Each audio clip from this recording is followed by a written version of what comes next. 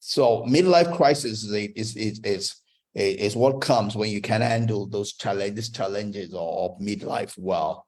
It's a transition of identity and self-confidence. When mortality hits you, it can hit on your confidence in all the things you had, all those dreams you've had. You could think that they will never be achieved, because your energy, your strength is waning. But it's never too late.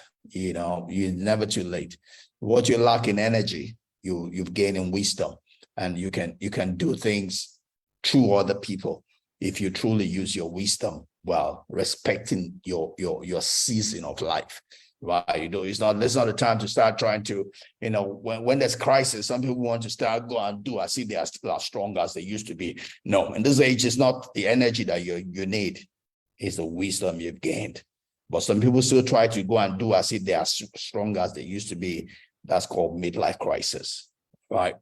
It's you being able to win here is respecting your strength, respecting your season, respecting that you're not as strong as you used to be, but then you are wiser, right? So it is a psychological phenomenon, where people struggle with the reality of their age. That's what we call midlife crisis. So let me run through some of this. I do have a website here that talks about some of those things that people struggle with in midlife. Let's see. All right. So I'm going to run through some of this as we try and bring this to a close.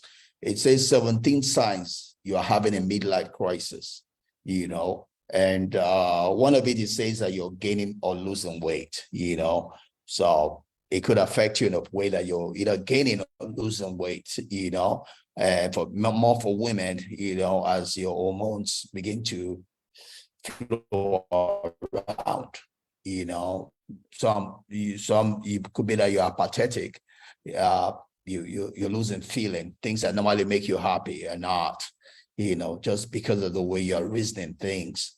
It could also be that you're experiencing unusual pain, physical pain, when menopause sets in. That could hit you, because the hormones for menopause, could just, you have all those heat flash, and all of that sweating that comes, just the reality of life. You just have to handle it. You're asking yourself deep and probing questions, well, how did my life fly away? How much more life do I have? Like me, I have just 4 more years in paid employment. You could be asking yourself, have I achieved everything can I achieve in 4 years? And all of that could get you worried, but it's not about how long, it's about how well, right? Even if you have 1 more year, you can do a lot in that 1 year, if only you can be at peace with it. But as long as there's anxiety, it will blow past and you will achieve nothing. You have to find your peace wherever you find yourself. In peace, you can do a lot. In anxiety, you can do nothing, right? So the other thing that happens is you're making rash decisions, right? Just because you're different things are hitting you at the same time. Again, you'll find your peace. In peace, you can do a lot. In anxiety, you can do nothing. You're turning down opportunities because you've lost confidence in yourself. Those are possible things. You're not sleeping through the night because you're getting worried. That could affect you. Could be a sign of midlife crisis. Your vision of the future is dismal, right? You're getting discouraged. You're losing faith in yourself. And all of that doesn't have to be. You're constantly bored, because you're losing confidence. Those are possibilities, but it doesn't have to be your reality. It only happens when you're not handling the season of life well, right? And it could also be that you are having overwhelming sense of loss. You feel you've lost the years. Like I gave an example of one of my relations that ended up in divorce because she felt she had wasted her time with her husband. She was thinking that maybe she'll have a better husband or this, that. You have to control. You have to control your thoughts. If you don't control your thought, they will lead you where you don't want to go to.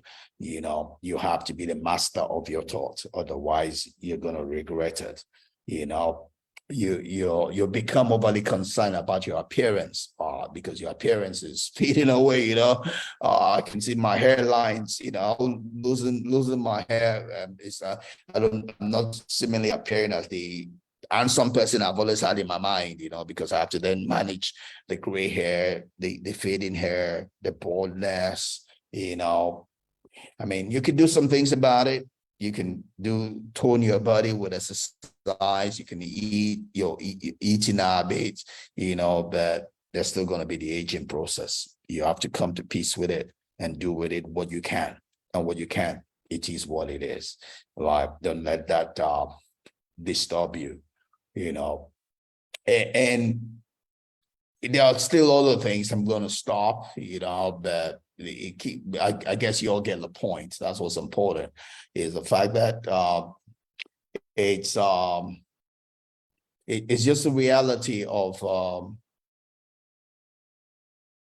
it's just a reality of life, during this age, of 40 to 65 or 60, it's the aging process, and you need to know what you can control, what you can't control, what you can do, what you can do, and find your peace. Like, don't spend your time on things you can't control. Don't spend your time on the things you can do. Spend your time on the things you can do, the things you can control. You are the master of your fate. You are the master of your destiny. You are the captain of your soul. You are the captain of this body. Make the best use of it. Right. In closing, I'm going to look at some quotes and see how these thoughts, go in line with those quotes. Right. And one of them is by Diane Ackerman. She says, "I don't want to get to the end of my life and find that I lead just a length of it. I want to have lived the width of it as well." And that's the question. One of the things I hit you in midlife. You're wondering, where did all the years go to? Right. So wherever you find yourself, whether you, like me, yourself 4 more years, you can still do something about it. You can begin to make the best of the life that you have. Don't just let the remaining years just burn away. Enjoy life. Set goals for yourself. Set goals for yourself for today. Set goals for yourself for this week. Set goals for yourself for the rest of this year. Set goals for yourself for next year, right? Set goals and attack them.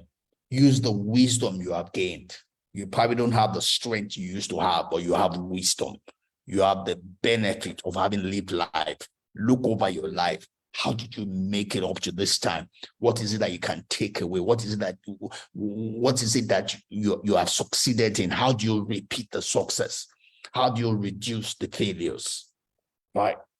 That you can do to your life, and you can begin to gain the weeds of life, not just that your born in years. Right? Stevie Wonder says that you can't base your life on other people's expectation. That's powerful. Right? Some of us just born years because we're living other people's life, because we have not set a goal for our own life. We don't have our own expectation. It's the expectation of your parents, your expectation of your friends, your expectation of your pastor, the expectation of your boss, the expectation of your friends. When are you going to have your own expectation? When are you going to set goals of your own? Years I'm waiting for you, right? You need to have your own expectations of life. That is what gives you happiness. That's what gives you joy. That's what brings weight to your life, not just length, right? Tony Robbins puts it this way. He says, the fact is, you are not a manager of circumstances. You are the architect of your life's experience. You are the architect of your life's experience. The experience you're going to have today. Don't wait for things to happen, then you start chasing after those things. Manage what you have today and determine the weather you want to live today with. This is a new week. How do you want this week to be for you? You are the master of your week. What week do you want to have? Write it down. Okay. Ask yourself, how do I make this week the week I want? Write it down and begin to do it. Begin to do the things that will make your week the way you want your week. Don't wait for your week to come, then you start reacting.